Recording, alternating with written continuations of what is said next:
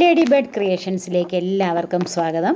അപ്പത്തിനും പൊറോട്ടയ്ക്കും ഒക്കെ ബെസ്റ്റ് കോമ്പിനേഷനായ നല്ല തിക്കായിട്ടുള്ള ഗ്രേവിയുള്ള ഒരു എഗ്ഗ് ഗ്രേവിയാണ് നമ്മൾ തയ്യാറാക്കുന്നത്. ഞാനിവിടെ 3 മുട്ടയ്ക്കുള്ള സവാളയൊക്കെയാണ് എടുത്തിരിക്കുന്നത്. 2 മീഡിയം സവാള ചെറുതായി അരിഞ്ഞത്, 4-5 അല്ലി വെളുത്തുള്ളി, ഒരു ചെറിയ കഷ്ണം ഇഞ്ചി അരിഞ്ഞത്, ഇത്രയും 2 ടേബിൾ സ്പൂൺ വെളിച്ചെണ്ണ ഒഴിച്ച് ഇത്രയും നമുക്കൊന്ന് വഴറ്റിയെടുക്കാം. സവാള, ഇഞ്ചി, വെളുത്തുള്ളി ഒരുവിധം വലിപ്പത്തിൽ അരിഞ്ഞ സവാളയാണ്. ഇനി അതിലേക്ക് ഒരു ചെറിയ ടൊമാറ്റോ കഷ്ണങ്ങളാക്കിയതും 1 ടീസ്പൂൺ ഉപ്പുപൊടിയും കൂടെ ചേർത്ത് ഇതൊന്ന് വഴറ്റിയെടുക്കാം. വഴറ്റി ഇതൊന്ന് തണുക്കുന്നതിനായി മാറ്റി വയ്ക്കണം. നന്നായിട്ട് ഇത് തണുത്ത് കഴിയുമ്പോഴത്തേക്ക് മിക്സിയുടെ ചെറിയ ബൗളിലിട്ടത് നമുക്ക് നല്ല പേസ്റ്റായിട്ടൊന്ന് അരച്ചെടുത്ത് മാറ്റി വയ്ക്കാം.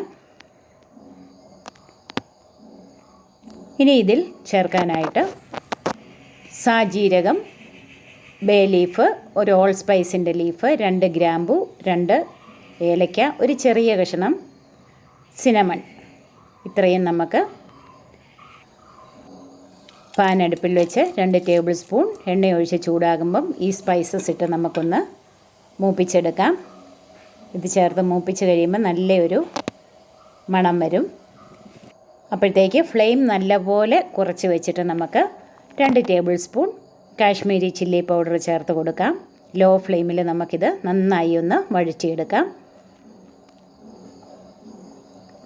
മുളക് പൊടി നന്നായി ഒന്ന് വഴന്ന് വന്നിട്ടുണ്ട്. ഇനി അതിലേക്ക് 1/2 ടീസ്പൂൺ മഞ്ഞൾപ്പൊടി ചേർത്ത് കൊടുക്കാം.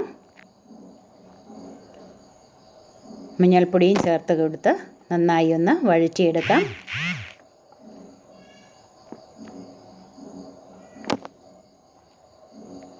ഇനി ഇതിലേക്ക് നമ്മൾ മാറ്റി വെച്ചിരുന്ന ഒണിയൻ ടൊമാറ്റോ പേസ്റ്റ് ഇതിലേക്ക് ചേർത്ത് കൊടുക്കാം. ലോ ഫ്ലെയിമിൽ തന്നെ ഇത് നന്നായി ഒന്ന് വഴറ്റിയെടുക്കണം. ഇതിൻ്റെ പച്ചമണമൊക്കെ ഒന്ന് മാറുന്നത് വരെ, എണ്ണ തെളിയുന്നത് വരെ നന്നായി ഒന്ന് വഴറ്റി കൊടുക്കാം. അപ്പം നന്നായി വഴന്ന് വന്നിട്ടുണ്ട്.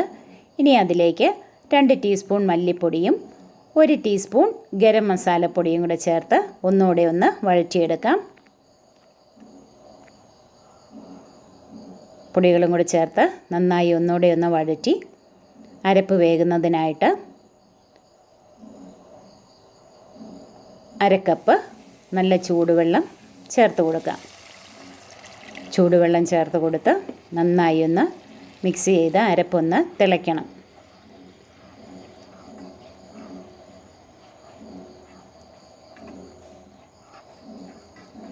അരപ്പെല്ലാം നന്നായിട്ടൊന്ന് മിക്സ് ആയിട്ടുണ്ട്. ഈ കുറച്ചുകൂടെ ഗ്രേവിക്ക് ആവശ്യമായ വെള്ളം നമുക്ക് ചേർത്ത് കൊടുക്കാം.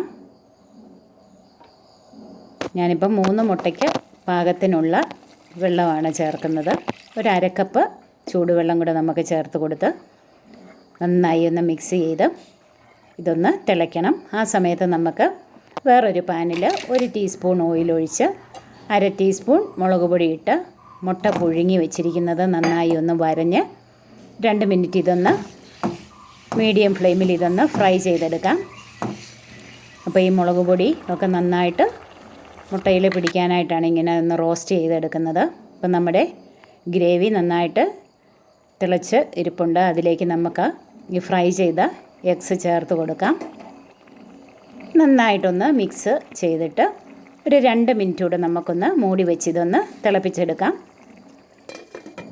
അപ്പം നമ്മുടെ തിക്കായിട്ടുള്ള ഗ്രേവി തയ്യാറായിട്ടുണ്ട്. റെസ്റ്റോറൻറ്റ് സ്റ്റൈലിൽ നല്ല ടേസ്റ്റുള്ള എഗ്ഗ് ഗ്രേവിയാണ്. അപ്പം നിങ്ങളിതൊന്ന് ട്രൈ ചെയ്ത് നോക്കണം. നിങ്ങൾക്ക് തീർച്ചയായും ഇഷ്ടപ്പെടും. അപ്പത്തിനും പൊറോട്ടയ്ക്കും ഒക്കെ ബെസ്റ്റ് കോമ്പിനേഷനാണ് ഈ കറി. അപ്പോൾ ആദ്യമായി ഈ ചാനൽ കാണുന്നവർ ദയവായി ഒന്ന് സബ്സ്ക്രൈബ് ചെയ്യണം. മറക്കാതെ ബെൽ ബട്ടൺ ക്ലിക്ക് ചെയ്ത് ഓൾ ഓപ്ഷൻ കൊടുക്കണം. ഇതുവരെ എന്നെ സപ്പോർട്ട് ചെയ്ത എല്ലാവർക്കും ഒരുപാട് നന്ദി അറിയിക്കുന്നു. ഇനിയും പുതുരുചികളുമായി നമുക്ക് വീണ്ടും കാണാം.